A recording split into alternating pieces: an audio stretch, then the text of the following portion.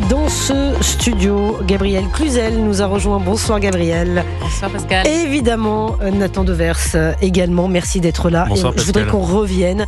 On a beaucoup d'actualités à traiter, mais je voudrais quand même qu'on revienne ensemble sur les mots de Bruno Retailleau, nouveau ministre de l'Intérieur, interviewé aux alentours de 18h, 19h. L'interview était assez longue chez nos confrères de LCI. Et pardon, mais on a eu un ministre de l'Intérieur qui lui a eu des mots très forts. Et sur les risques d'attentats en France terroristes, à l'approche du 7 octobre, l'anniversaire, j'aime pas ce terme anniversaire, la commémoration des attaques du Hamas, du 7 octobre, il dit attention, effectivement, la pression terroriste islamiste n'a jamais été aussi forte, il y a des risques.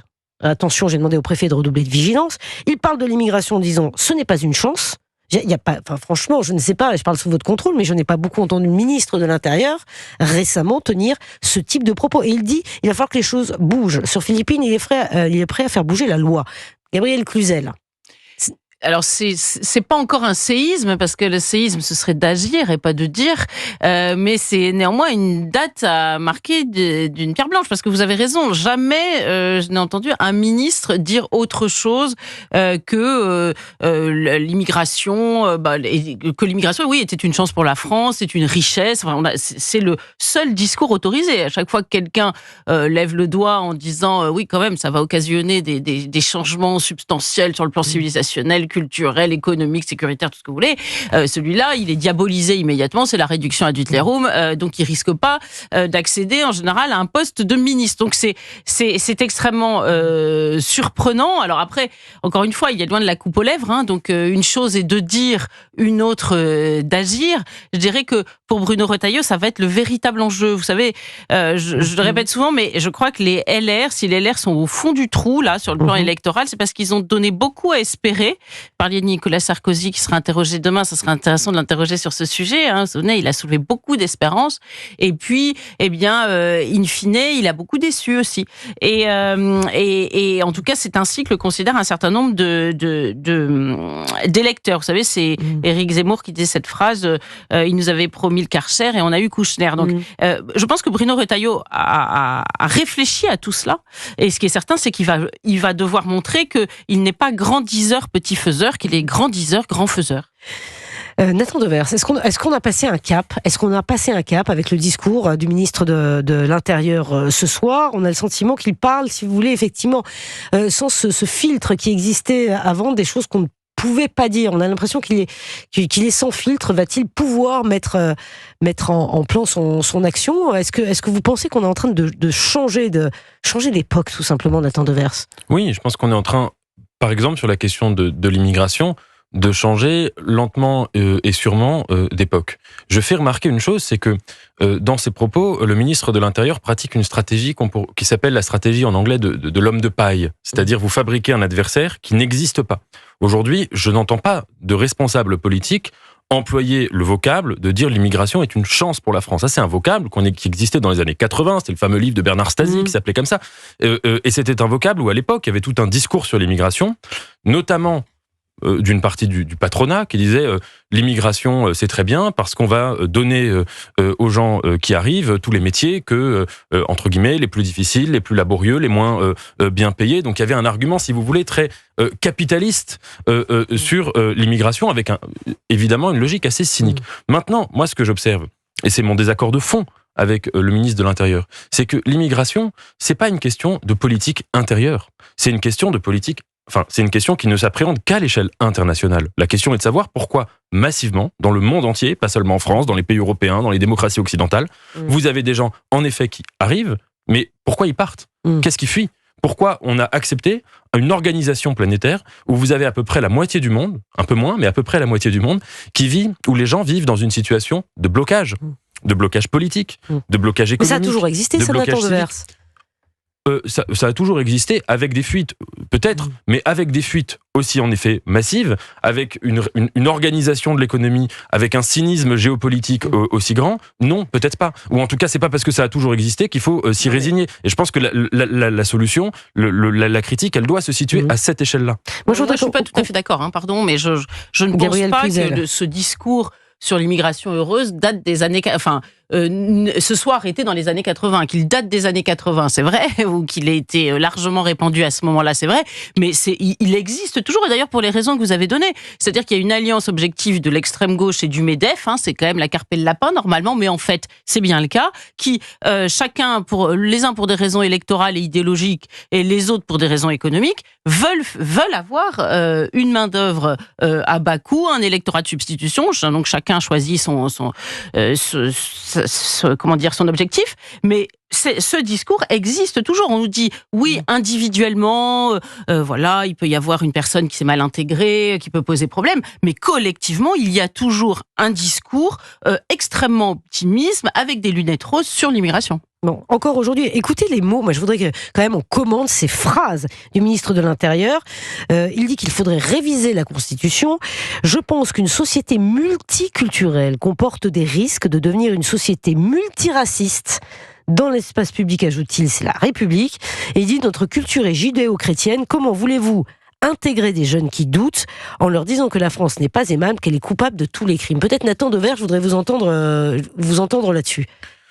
Oui, alors là, moi, je suis en désaccord complet. Mais oui, c'est bien pour ça que je voudrais. avec cette vision de la société.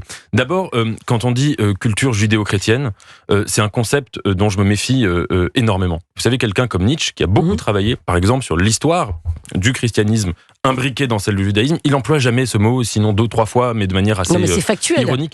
Non, non, ça veut pas dire grand-chose, culture judéo-chrétienne. Le christianisme n'est pas un bloc monolithique, le judaïsme non plus.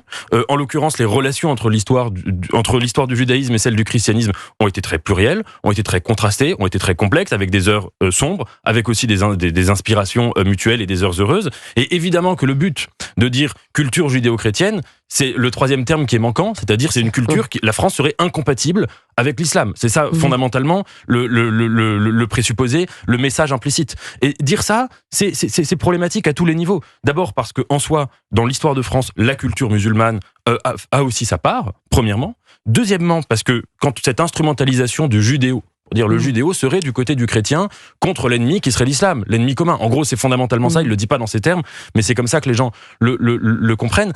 C'est très problématique. Les relations entre l'islam et le judaïsme n'ont absolument pas toujours été des relations terribles. Aujourd'hui, il y a encore beaucoup d'endroits où elles se passent globalement extrêmement bien. Et puis les relations entre le christianisme et le judaïsme n'ont pas toujours été merveilleuses. Cette essentialisation des cultures, au profit d'un refus, si vous voulez, de considérer une société comme ayant un pacte qui est ce que Renan appelait le plébiscite de tous les jours, juste la volonté de vivre ensemble, c'est évidemment une lecture très orientée pour vous, de la vision de la France. les mots de Bruno Retailleau, c'est dangereux. C'est-à-dire que là, si je vous écoute un peu en substance, le ministre de l'Intérieur tient un discours ce soir qui est inquiétant. Qui divise, qui scinde. C'est pas lui qui invente ces mots, il reprend des éléments de langage qui sont le fruit d'une bataille culturelle depuis des décennies, qui a été en effet, en tout cas qui est pour l'instant, qui est en quelque sorte gagnée par ceux qui défendent là cette vision-là de la France, et cette vision-là, moi, me paraît assez dangereuse en effet. Gabriel Cluzel. Non, mais moi je crois que c'est nier ce que nous sommes. Alors on peut faire une guerre sémantique pour savoir quel mot il faut utiliser, mais enfin le fait est que tant sur le plan géographique, sémantique, sur culturel, littéraire, philosophique, nous avons des racines chrétiennes. Enfin, je vois pas comment on peut le nier. Il suffit de se balader dans la campagne et on voit les calvaires. Et quant aux racines judéo-chrétiennes, pardon, moi je suis catholique, j'ai lu la Bible et l'Ancien Testament et le Nouveau, l'un des bouchons arrivant de l'autre. Et vous savez, on parle aussi bien de Jérémiade, pleurer comme une madeleine, toutes ces expressions, le diable porte-pierre, qui fait référence à Saint-Pierre. Même notre champ sémantique est émaillé de tout cela. Et vous ne pouvez pas nier que l'islam est un apport bien plus récent, à une arrivée bien plus récente, et que par ailleurs, il n'est pas interdit de regarder ce qui se passe autour de nous. Et par exemple au Liban, puisque c'est l'actualité, il est évident qu'il y a une conflictualité qui naît, et je pense que les chrétiens d'Orient peuvent nous en parler, de cette espèce de rêve c'est irénique, cette espérance que toutes les communautés pourraient vivre les unes à côté des autres. Ça se passe mal, et il suffit de le voir encore une fois, au Liban. Nathan Devers. Mais ce qui est intéressant, précisément, sur l'expression judéo-chrétienne. cette expression est assez récente. Quelqu'un comme le général de Gaulle, par exemple, quand il définissait la culture de la France, il disait c'est un pays de culture hellénique et chrétienne, et latine, évidemment. Ce triple héritage.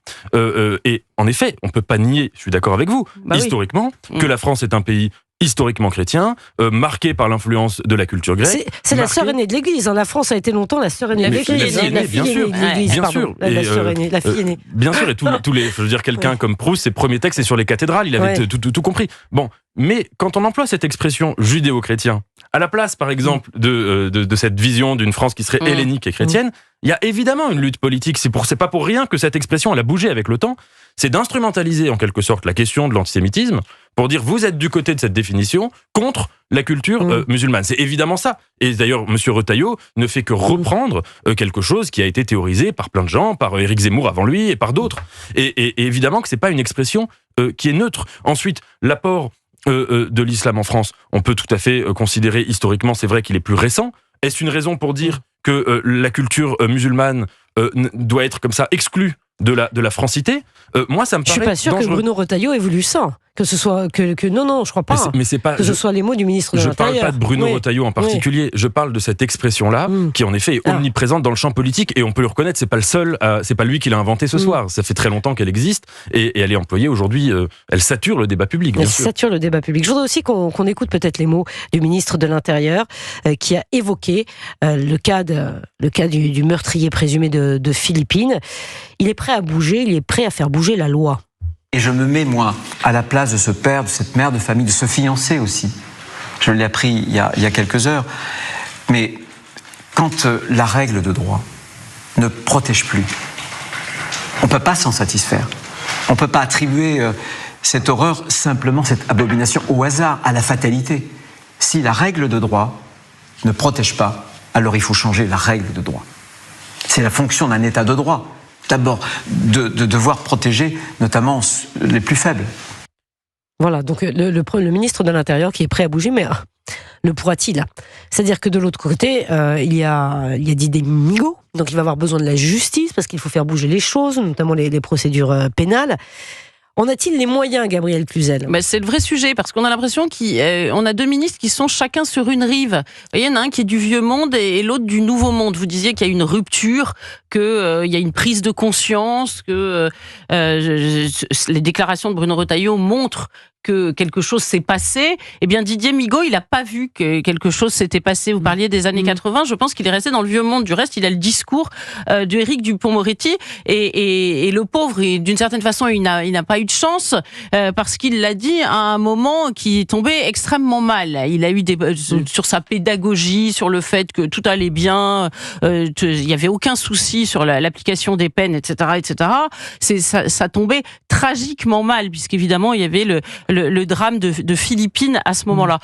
Donc, on a les deux qui tirent à hue et à dia. Moi, je ne sais pas si Bruno Retailleau arrivera à faire quelque chose. Je vais être tout à fait franche avec vous, parce que, encore une fois, même quand la droite a eu tous les pouvoirs, ça a été avait tous les pouvoirs à l'Assemblée, etc., avait tous les rênes en main, ça avait été extrêmement compliqué. Mais donc, je ne vois pas bien comment Bruno Retailleau pourrait faire quelque chose là, alors qu'il est pieds et poings liés. Mais néanmoins, de le dire, vous savez, c'est fou, parce que c'est un pays dans lequel la parole est extrêmement verrouillée sur ces sujets. On n'a pas le droit d'en parler. On est aussitôt traité de tous les noms, très honnêtement, de raciste, de réactionnaire, de tout ce que vous voulez. Donc le fait qu'un ministre de l'Intérieur le dise, je pense que ça met déjà du baume au cœur. Et il le dit sans langue de bois, je trouve. Maintenant, encore une fois, je le répète, si derrière il ne se passe rien, eh bien, les Français lui en voudront nécessairement. Je voudrais qu'on vous lire peut-être, on vient de m'apporter donc ces mots, cette lettre de la première victime, enfin la précédente victime du meurtrier présumé de Philippines. Elle a envoyé une lettre qu'elle a écrite elle-même, elle l'a envoyée et ça a été publié à l'AFP. Elle demande en substance le lancement d'une commission d'enquête sur la récidive des crimes sexuels. C'est la première fois qu'elle prend la parole depuis la découverte du corps de Philippines. Je vais vous lire ces mots. Je suis la première victime de ta haut. Je pense à Philippine, à sa famille. Je suis immensément triste. J'aimerais les réconforter, la réconforter, mais je ne fais face Covid insupportable et c'est par sa mort. J'ai tout fait pour que ce qui m'est arrivé ne se répète pas. J'ai porté plainte, tenu bon au cours des 2 ans d'enquête, d'instruction puis de procès en me disant que ma démarche protégerait d'autres femmes, dit-elle, et elle s'interroge. Pourquoi le système pénitentiaire a-t-il failli à prévenir cette récidive ? Pourquoi n'a-t-on pas su arrêter cette escalade de la violence jusqu'au meurtre d'une jeune femme ? Voilà les mots de la première victime de Tao, donc le meurtrier présumé de Philippines. Franchement, en lisant ça, moi je suis bouleversée. Ah ouais, mais c'est on peut la comprendre. C'est révoltant. Oh, c'est révoltant. On peut comprendre, je sais pas, Nathan Devers, évidemment, il faut laisser la justice faire son travail. Je comprends tout ça, mais cette jeune fille qui a tout fait, qui a supporté une procédure pendant 2 ans pour voir ce meurtrier présumé ressortir de Philippines de prison et commettre ce qu'il a commis, mais c'est abominable. Moi, ça m'émeut ce qu'elle dit, Nathan Devers. La lettre que vous venez de lire est objectivement bouleversante, comme est déchirante l'histoire de Philippine et de la précédente victime. Je crois qu'il y a eu une émotion véritablement nationale, par-delà les positions politiques. C'est pas une question de politique, c'est une question humaine. Cette jeune fille brillante, extrêmement en avance dans ses études, qui avait l'air d'être solaire selon les témoignages qui ont été récoltés, qui était fiancée depuis avec un homme qu'elle avait rencontré quand elle était très jeune et dont elle était très amoureuse, qui respirait la joie de vivre, qui était gentil, qui était bienveillante avec les gens, qui était très impliquée dans la foi. On parlait tout à l'heure du christianisme, et qui a été tuée pour rien, par quelqu'un qui avait commis exactement les mêmes actes et qui a récidivé dès sa libération ou peu après sa libération. Évidemment que c'est insupportable. Et évidemment que la lettre que vous venez de lire a raison de dire il faut se poser la question d'un système pénitentiaire qui n'est pas capable d'empêcher la récidive et qui parfois aussi fait ressortir des gens en sachant qu'ils ont des dispositions à la récidive qui sont assez élevées. Et elle demande une commission d'enquête sur la récidive des crimes sexuels. On va juste le temps de l'info, Brandon est dans ce studio et on va vous entendre, Gabriel, c'est très important. Il est 20h29 sur Europe 1.